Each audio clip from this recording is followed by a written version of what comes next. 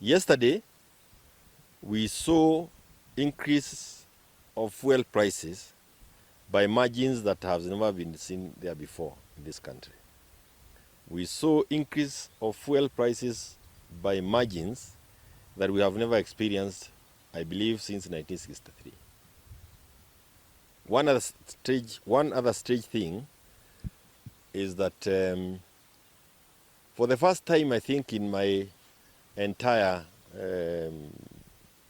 political career in this country, the price of petrol and diesel is the same. I think we know the cost of refining petrol is higher than that of diesel. So what I think, and it's a very unfortunate thing, what I think the Ministry of Energy and the government of the day is doing is getting the consumers of diesel subsidizing those who use petrol. I have no business subsidizing another person who is using a different kind of a car. I chose the car that consumes diesel because I think the cost of diesel should be lower than the cost of petrol. That's one anomaly or one indicator that things are not well hapa kwa hii serikali. Ya pili, we are now almost 2 weeks after 3 state officers were made to resign while they were in police custody from managing of the fuel industry or the energy sector. Paka wa leo hatujaona kotini. Tulikuwa tumeambiwa walishikwa on Thursday, Tuesday they were going to be arraigned in court. Up to today hatujasikia ngwe, wamenyamaza wote. Ni kama vile waliambiwa na Gachagua hapa Olkalau. Nisisikie ngwe, we have not heard anything from those people. Instead of us getting a solution as to what they had, instead of us getting them charged for having mismanaged our energy sector, we now get increment of fuel prices to levels that are going to make it very difficult for people to manage. The social lives, business lives, economic lives, going to be very difficult for us as a country.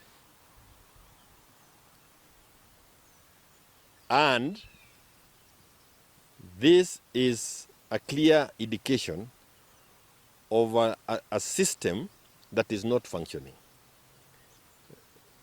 The vita ya Iran did not start yesterday. And Russia are also telling us that there is no shortage of fuel. They are also trying to blame oil marketers. So they are even conflicted in the reasons why we have an artificial. Hii ni story ya jaba.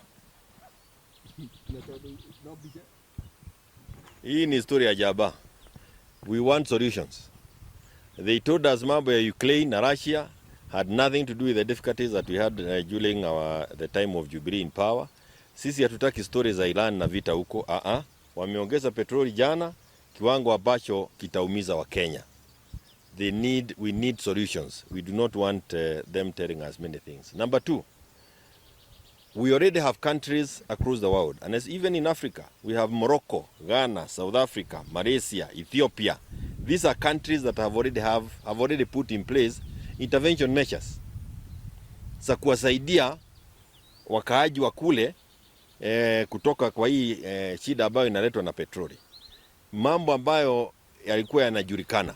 So we also want to know what measures have these people in power taken to alleviate the pain that is going to come with this increment of fuel prices. Number 3, can they also explain to us how it is that the cost of petrol and diesel is the same? And number 4, when they make kerosene cheaper than the other fuels, whether the kerosene will not be used to dilute the other sources or the other products in terms of petrol and diesel, which would end up ruining people's cars. Lingine na muhimu, hii kitu ni kama COVID. When we were hit by COVID when you were in office, the Jubilee government quickly introduced some 4 or 5 measures to help Kenyans go through that crisis. We had tax relief, we had social protection programs, we had even reduced cost of mobile money transfers, all those things, and we even have economic stimulus programs and packages. Hayo yote yalifanyika kuwasaidia Wakenya.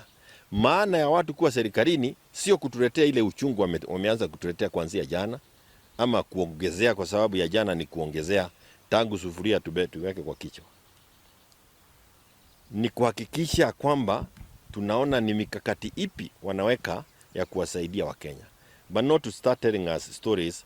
They told us those stories when we were in power. They are now, we don't want to hear the same stories this time round. We want to hear how are they going to relieve the pain from Kenyans. We don't want to lose businesses. We do not want to see people going home hungry. We again don't want to see people walking where they were not walking before. Haya mambo yote ni kwa sababu wao ndio wako kwa serikali sasa. Ingine la muhimu, the country called Iran consumes is actually the highest consumer of our tea, the tea that we produce in this country. Now that we already are in a fuel crisis, I hope our ambao wako serikalini, they have been able to put measures to help us, to help those of us who are in the tea industry, those who survive on growing of tea in this country. Hatutaki tena hiyo story ya mtaa, ya town, kwa biga story hapa na pale kuchezewa. Hii ni mambo ambayo inajulikana, na we want people who can do some forward planning, not coming to sing to us about problems ambazo sisi tunajua. They blamed us when we were in power. That is why we are saying they can very easily go back to the Jubilee chapters and see what we did. Do the same or do better. Because we tried when we were faced with those things.